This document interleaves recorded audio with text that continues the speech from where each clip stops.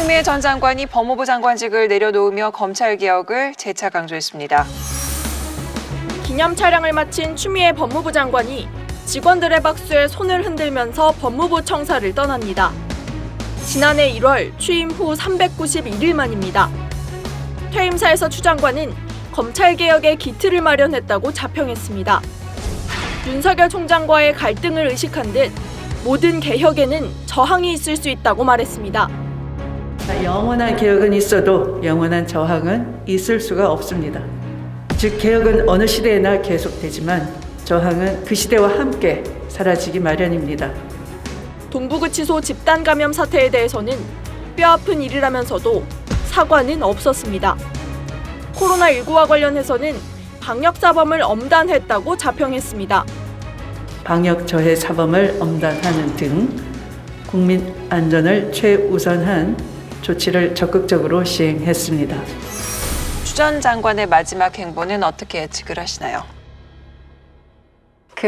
경향신문과 추미애 장관이 인터뷰한 네. 기사에서 굉장히 눈에 띄는 대목이 있던데요.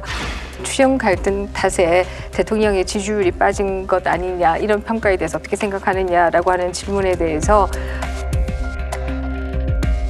추 장관의 답변이 사람들은 대통령이 검찰총장을 임명했으니까 대통령이 검찰총장을 파면할 수 있을 것으로 생각했는데 그 부작위가 너무 오랫동안 지속된 것에 대한 실망이 있었다.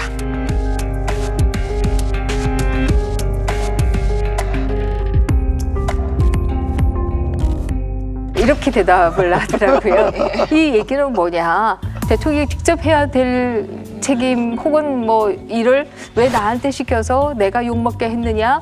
이런 얘기들이 그 뒤에는 굉장히 숨어있는 얘기가 아닌가 하는 생각이 들어서 상당히 주목된다라는 생각을 했어요. 평검사 인사 있지 않습니까? 이게 후임 장관이 확정이 돼 있는데 그만두는 장관이 평검사 인사를 하고 하는 겁니까? 후임이 결정되면 평검사 인사도 후임에게 미루는 것 아닙니까? 뭐 그게 통례라고 보죠. 네. 그런데 인사를 하고 나갔잖아요. 뭐 몇백 명. 그러니까 원래는 검사장부터 하고 예. 왜냐하면 이제 저 위에부터 해야지 빈자리가 생기니까 그 밑에 그렇죠. 사람들이 예. 이제 그 빈자리를 메꾸고 하는 거죠. 근데 위에는 안 하고 지금 평검사들만 하고 나간 것 아닙니까? 그 거꾸로 인사가 됐죠. 더 기가 막히는 거는 자기가 사표 내면 검찰총장도 그만둘 줄 알았다는.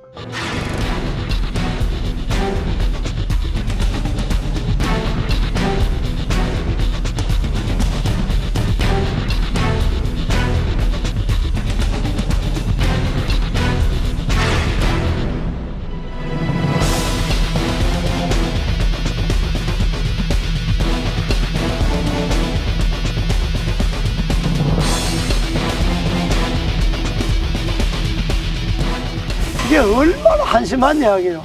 아니 검찰총장이 무슨 법무장관 부하요. 아니 부하라도 그렇지 이 사람이 그만둔다고 밑에 사람이 아무 이유도 없이 그만둬요. 그런 사고를 갖고 법무부 장관을 했으니까 저런 파도이 나는 거예요. 어쨌거나 저 검찰 조직 중에 특수부 검사들을 하나의 사조직 뭐 이렇게 뭐 발언 좀 말씀하신 부분도 있어요.